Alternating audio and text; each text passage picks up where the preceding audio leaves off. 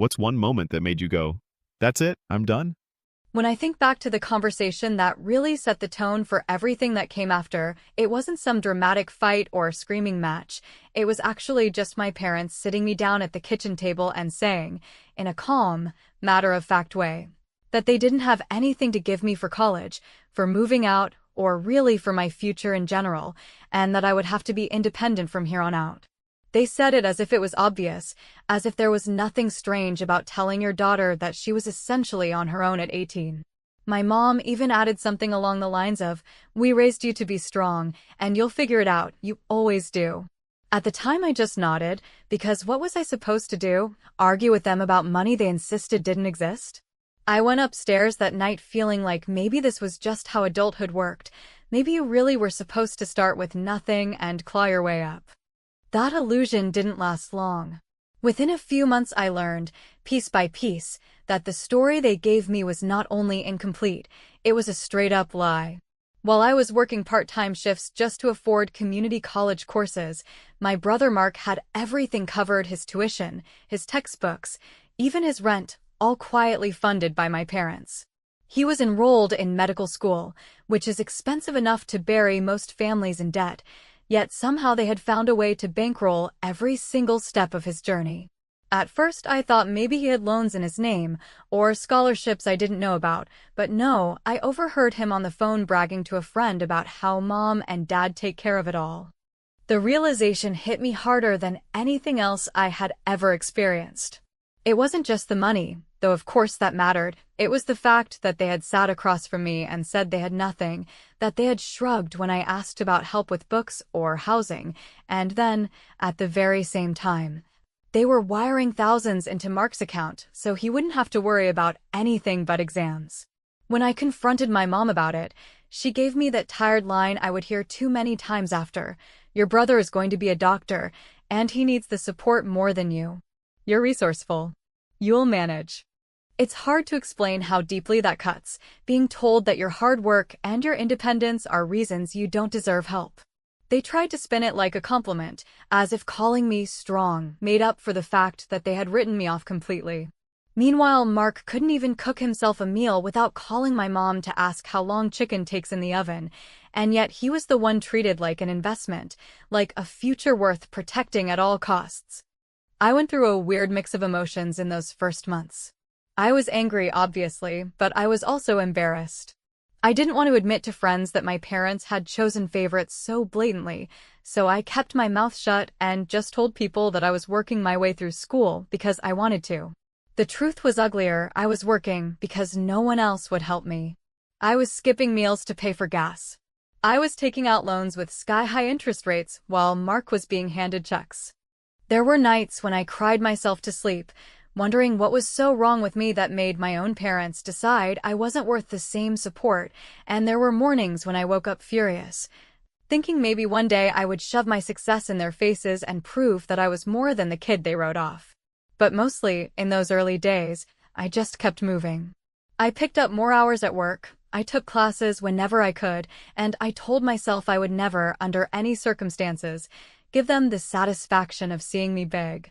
The shift happened in my head slowly but permanently. Instead of seeing their neglect as a wound, I started to treat it like a warning sign. If they had already decided that I was the independent one, then fine, I would take that label and run with it. I would figure out how to survive without their help, and eventually, I would figure out how to thrive in a way that made their excuses look pathetic. Looking back, I think that was the exact moment when the decision formed, even if I didn't have the words for it yet. They had told me they had nothing for me, and I believed them. But what they didn't realize was that I was taking notes. I was storing away every shrug, every "you'll manage," every dollar they funneled toward Mark instead of me, and I was building something in silence that would one day make their favoritism impossible to ignore. I stopped waiting for fairness. I stopped waiting for recognition. And I promised myself right then that if I ever did make it, they would never benefit from it. They had drawn the line, not me, and I would honor it more brutally than they could imagine. And that was the moment I decided they would never see me beg again. I used to think independence was just a slogan adults throw around when they want you to stop asking questions. Yet as those first months rolled into a long year of 2 jobs, late buses, and classes that started when most people were already done with dinner, I learned that independence is a quiet, unglamorous muscle that grows from repetition, from doing the thing no one sees you do, and from swallowing the sting of being the child who hears you'll figure it out while watching your brother receive a parade for merely showing up.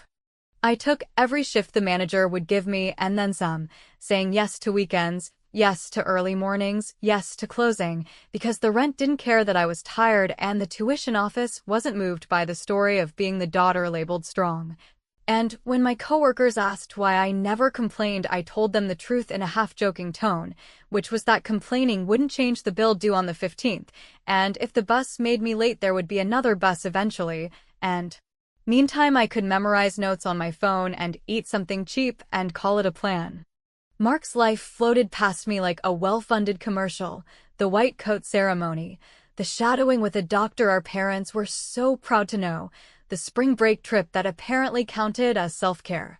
And each time our mom sent out a family text about how hard he was working and how proud she was, I noticed the phrasing she used for me, which was usually something like, "She's doing her thing," or "She's always been independent." And I realized that in their story my role had been written years ago as the child who confirms their belief that help is a finite resource to be poured into the son who looks like a return on investment. There were nights I sat at the campus library until closing because walking into my apartment felt like stepping into a reminder of everything I couldn't afford yet, so I stayed and built spreadsheets of costs and deadlines and small goals. And I refused to let the humiliation of asking for nothing turn me mean or reckless, because if I was going to climb out, it would be by making better choices than the ones they forced on me, which meant tracking every dollar, carving out time to study when my eyes burned, and keeping my circle small enough that no one could talk me out of the boring path that actually works.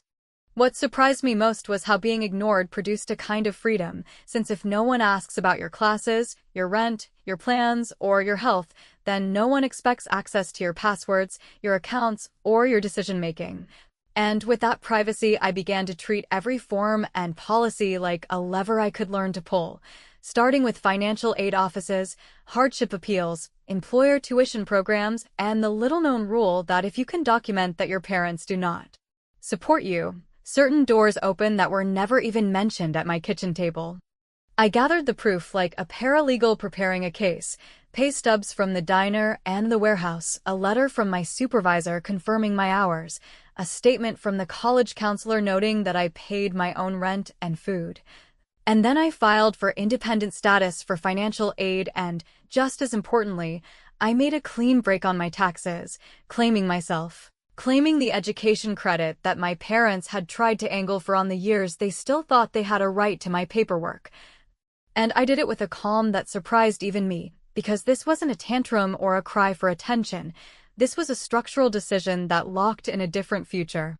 When my dad called after he realized the accountant couldn't list me as a dependent anymore, he used that scolding, disappointed tone parents save for when you break a tradition they thought was theirs to dictate, and he said something like, "We could have handled this quietly. You didn't need to go and make it official," and I told him, in one long steady breath, that I was only following the script they gave me, which stated clearly that they had nothing for me, and that being independent financially simply put my paperwork in line with our reality, and then I thanked him for the reminder to keep my records updated and ended the call before he could pivot into guilt.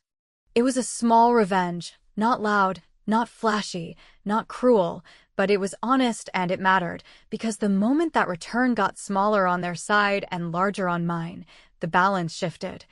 And for the first time I felt the ground tilt away from the old story that said I was strong therefore I must need nothing, toward a new story that said I am strong therefore I will take what is legitimately mine, and I will not apologize for making it official.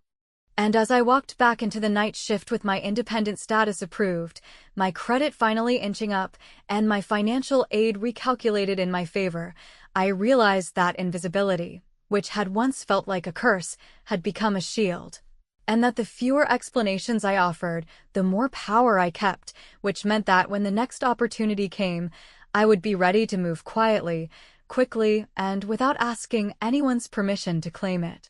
Getting the first real foothold didn't look like destiny or luck. It looked like answering a temp agency email at midnight, showing up the next morning with a notebook, saying yes to the project everyone avoided because it was messy and overdue, and then spending a string of long weeks turning a broken process into something a manager could show upstairs without apologizing. And once I realized that fixing ugly problems made people remember your name, I made a quiet rule for myself that I would always volunteer for what looked unglamorous, because ugly problems come with leverage and leverage turns into pay. The company brought me on full-time. The pay wasn't glamorous, but the door was real and the staircase was visible if you were willing to climb without complaining, so I made myself useful where it mattered. I learned the software no one wanted to learn. I read policies like they were maps. I built relationships with the people who actually did the work instead of the people who liked to talk about it, and I kept receipts on my results so that when the review cycle came I could walk in with a calm list instead of a nervous smile, and the first time I asked for a raise with data instead of hope, I watched the manager look at me like I had shown up to the right meeting for the first time in my life. Meanwhile, every family update still revolved around Mark, who was now grinding through residency, which meant he was exhausted and underpaid yet permanently framed as a hero. And any time I mentioned a milestone like handling a client escalation or leading a cross-team project, my parents would respond with a warm little pat-on-the-head tone about how it was great I had found something I enjoyed. And then they would pivot to how hard medicine is, and how Mark barely sleeps, and how proud they are that he stuck with it, which told me everything about who gets credit in our house and who gets framed as merely getting by. And instead of arguing, I leaned into silence, because silence keeps your numbers private and privacy keeps your power intact. At work, the ugly projects got bigger. My impact got harder to ignore, and when a competing firm reached out with interest, I did the terrifying grown-up thing of taking the meeting, comparing the package, and then giving my boss one clean chance to match or lose me. And the match came through faster than I expected, not because anyone suddenly discovered my charm, but because I had made myself expensive to lose, which became another private rule, that I would never again be the cheapest person in the room, because cheap people get thanked and skipped while valuable people get paid and consulted. The gap between how my family talked about me and what my bank account knew about me widened, and then the request arrived in a group text dressed as fairness.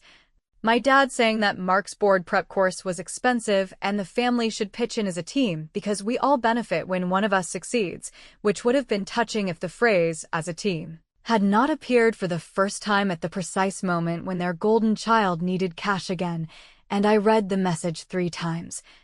felt that familiar heat rise, and then sat down and wrote the kind of reply I would be proud to reread a year later, a response that was measured and final, where I said I was happy for Mark and wished him well, but that I do not subsidize adults, that I fund my own obligations and expect others to do the same, and that my financial boundaries are not a debate topic. They tried the usual tactics, the guilt tilt about family, the suggestion that my success was built on the foundation they provided, the implication that generosity proves character, and I let them talk until the words lost their power. Because in the hours before that exchange, I had already transferred the exact amount they requested from me toward the final high-interest loan I had been chipping away at since those nights on the bus, and by sunset the balance on that debt was 0, and when my mother called to say I was being cold, I told her, calmly and without apology, that I had finally paid off the loan that existed because they once told me they had nothing, and that this, right here, was what accountability looks like when you stop pretending old stories are still true. If you were looking for the moment that felt like revenge without blood or theater, it was that click of the payment confirmation and the knowledge that the money they wanted for their chosen son had instead closed a chapter they wrote for me years ago. Because there is a specific kind of freedom that comes from refusing to relive someone else's choices, and as I watched the zeros settle on my screen, I understood that I had just bought myself a different future, one where my yes answers to me and my no answers no one, and I did it without raising my voice or begging for fairness, which is the only kind of win that lasts. A week later, a trade publication listed our team's turnaround as a case study, and my name appeared in a paragraph that people in my industry actually read. And I said nothing to my family, not out of spite, but out of design. Because the plan works better when you do not narrate it to the very people who would only clap once the work is finished. And somewhere out there, someone tagged me on a platform my mother checks when she is in a curious mood, which is fine with me, because if they want to notice me now, they can stand in line with everyone else and learn what it feels like to be on the outside of a door they never offered to open. The turn did not arrive with fireworks or some movie moment. It arrived in the most ordinary way possible when a trade note about our division's landmark deal landed in a regional business roundup, and my name was printed beside a sentence that people who make decisions actually read. And within a day, the emails and messages multiplied in that strange rhythm success seems to have, where people who were chill about you yesterday suddenly sound like longtime believers, and among those voices came my parents, who called with the kind of breathless pride they used to reserve only for white coats and exam scores, telling me that they always knew I would land on my feet and that this must feel like a dream. While I stood in my kitchen and thought about the night they told me they had nothing for me, and how a dream is not the word I would use for years of buses and double shifts and spreadsheets that tracked every meal and loan payment like a courtroom exhibit. I let them talk because letting them talk buys you information, and sure enough, within minutes the tone slid from proud to practical, with my dad floating the idea that now would be a good time to bring the family together on bigger goals since, as he reminded me in a careful voice, families build generational stability when everyone participates, and he even had examples ready, a little list about helping with Mark's down payment when the right place appears, about tackling some home repairs they had postponed, and about setting aside a small cushion for their retirement so no one would have to worry later, which would have been almost sweet if it had come from people who had once offered me a couch and a pot of soup when I was juggling work and tuition. But instead it came from people who had memorized the sound of my independence and mistook it for an invitation to claim credit now that independence had turned into leverage. I asked them to meet me for coffee because face-to-face reveals things phone calls hide, and when we sat down my mom reached for my hand in that performative way that says we are a loving unit and always have been. And she told a small story about how she used to tell her friends I would be fine because I was born strong, and I heard what she did not say, which was that labeling me strong had been the neatest way to justify withholding, and that now, with the withholding no longer defensible,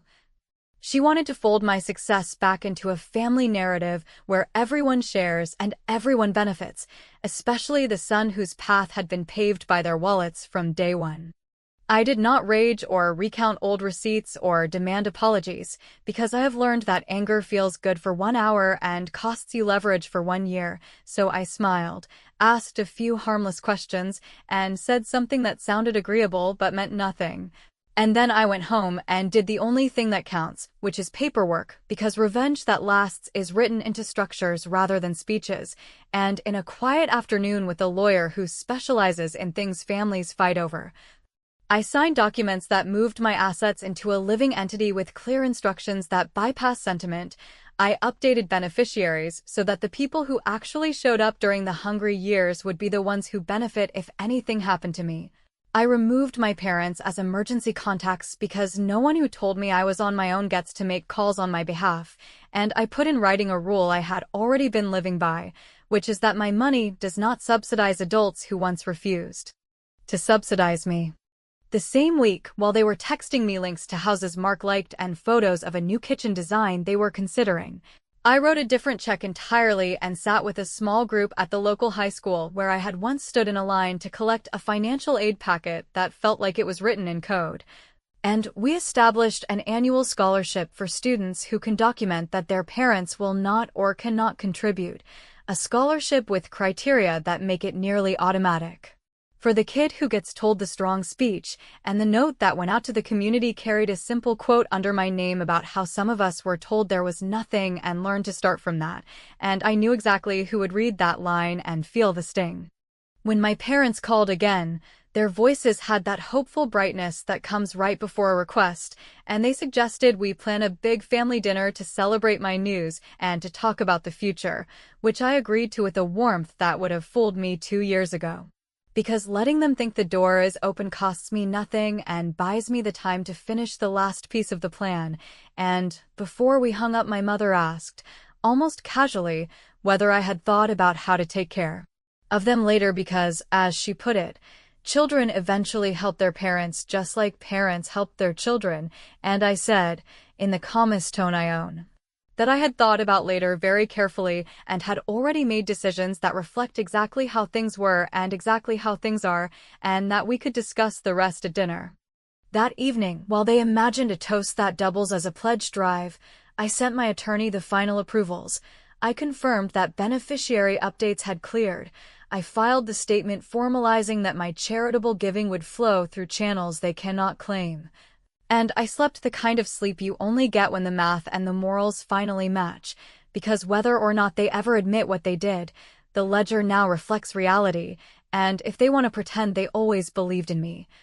they can do it from the audience, while the people who actually believed get seats on the stage. The dinner they framed as a celebration felt, in the run-up, like a meeting with a board that believed it already had my vote counted, so I arrived with the same calm I bring to any conversation where the other side underestimates what I've put in writing. I hugged them, I asked about their week, I listened to an affectionate monologue about Mark's exam schedule and a catalog of home projects that apparently needed a champion, and then, once the plates were cleared and the server set down the check they assumed I would sweep up as a warm-up to bigger commitments, I laid a slim folder on the table and told them I wanted to go first because clarity is kindness when money and memory have become intertwined. I started with a sentence they recognized because repetition has a way of forcing truth to settle, reminding them that there was a night when they told me they had nothing for me and that I believed them, not as an insult or a dare but as policy. And that out of respect for that policy, I had aligned my paperwork with the reality they designed, which meant that my emergency contacts were updated to people who actually show up. My healthcare proxy now reflects the person who sat beside me when I had no one else. My beneficiaries had been assigned to the few who carried me in small ways that turned out to be enormous, and my assets were held in a structure that does not bend for guilt or nostalgia. Because whatever we feel in a dining room has to match the signatures filed in the daylight. They tried to interrupt with the soft language of family, the phrasing that suggests generosity is proof of character, and that children eventually repay the debt of being raised, and I nodded because their feelings are theirs.